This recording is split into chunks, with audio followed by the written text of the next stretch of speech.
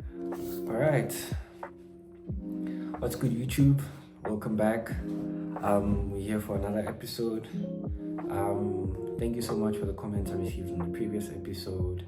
Some of the comments I received in person, I want you guys to know that I greatly appreciate them. Although there may be some confusions, it's okay.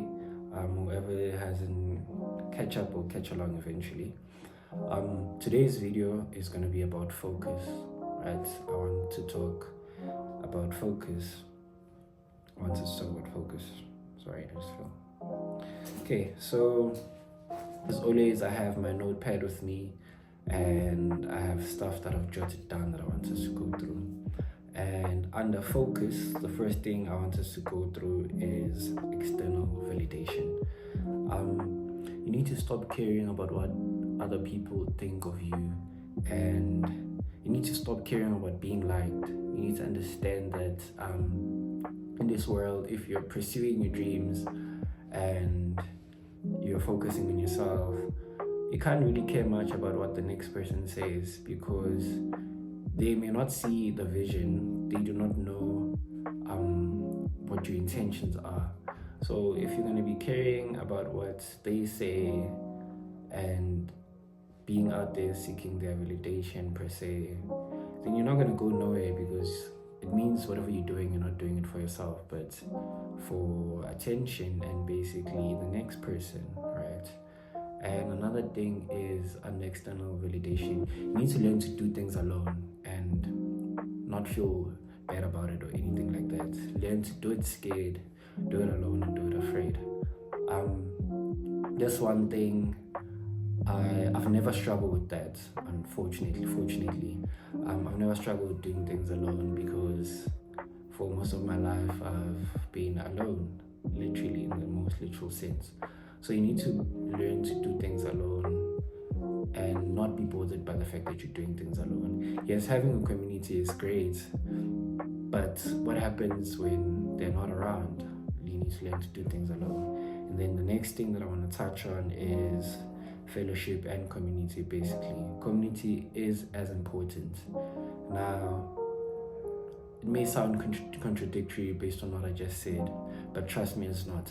You need to learn that there will be a time where you have to be around people, which is good, I believe that no man is an island. So yeah, you definitely need a community and fellowship.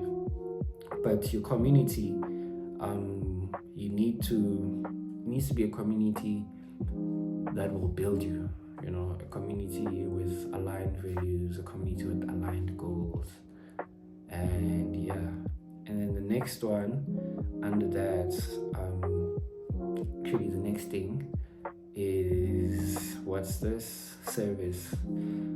Having a community means you will always be of service to people, and there's nothing wrong with being of service, but listen and look out for cues. Do not overstretch yourself.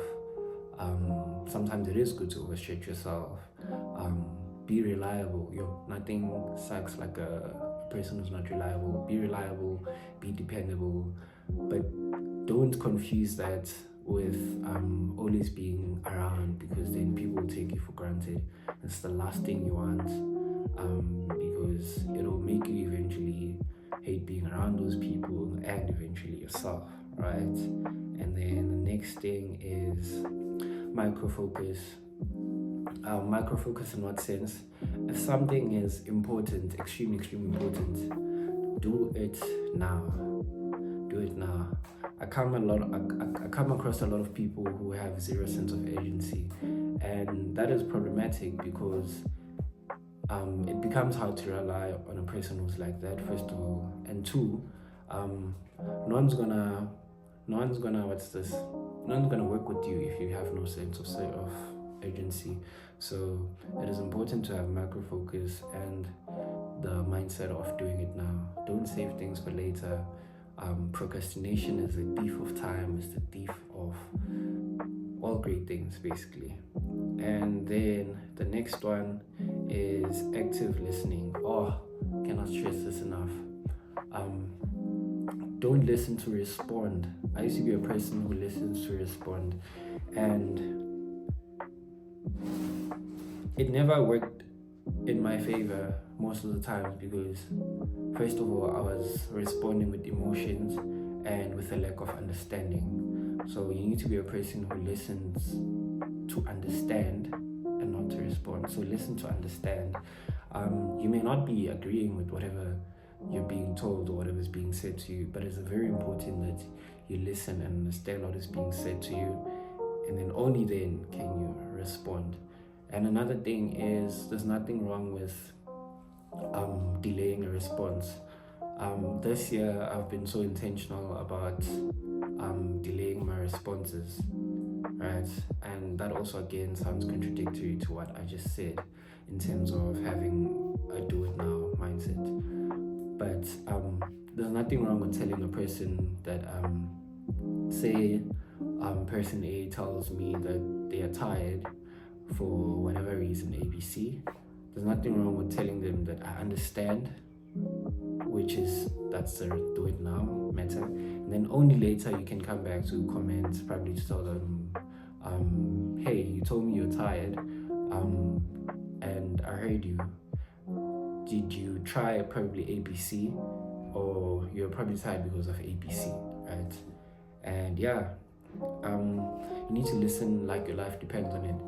I have seen, especially this year, how listening is actively allowing me to get into spaces because people love a person who listens.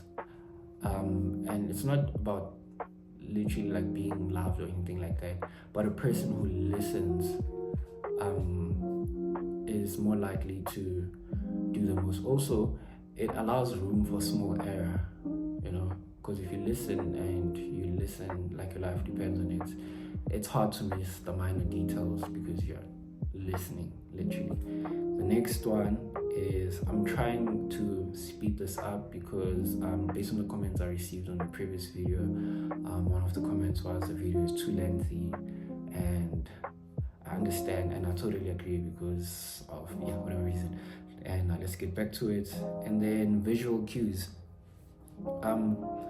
Now you're probably asking, how does visual cues and focus align? Well, 80% of the time when we talk, we're using visual cues, right? Right now I'm talking, you probably see me looking down a lot. It's because I'm reading. Once again, the pointers out there. So visual cues are very important because they state a person's sense of where they are in the present time and moment, right? So you need to look out for visual cues in everything, especially around people who are jealous. Listen and look out for the visual cues. But that's a topic for a different video, jealousy. But yeah, visual cues are very important, especially because you don't want to bore people, or you don't want to miss out when a person is extremely probably unpleasant with you or whatsoever, and you don't see it because you're not seeing the visual cues, right? And then last but not least, there's a quote that I like it was once posted by Triple X Tentacion, may his soul rest in peace. He once posted, be a blessing and disappear to avoid watching it all crumble before you. And for quite some time I understood it, but I never really got to really analyze the bits and little pieces of it.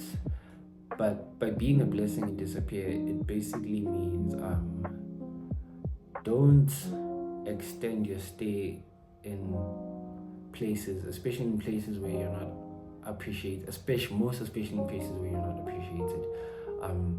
Try your best to be a blessing and disappear. That way people will learn to value you and value your time, basically. So yeah, another thing is, a Lambo is valued because there are few and they're really seen. So how hard is it for you to do the same, right? And that's it for today's video. I really appreciate you guys sticking around to the end of the video. I hope to see you in the next video. And again, please keep the comments coming in. And yeah, I want to give a shout out to my guys who commented. I really appreciate you, gents. It means a lot to me, and the comments that I received based on the previous video. And I hope to see you again on the next video. And peace.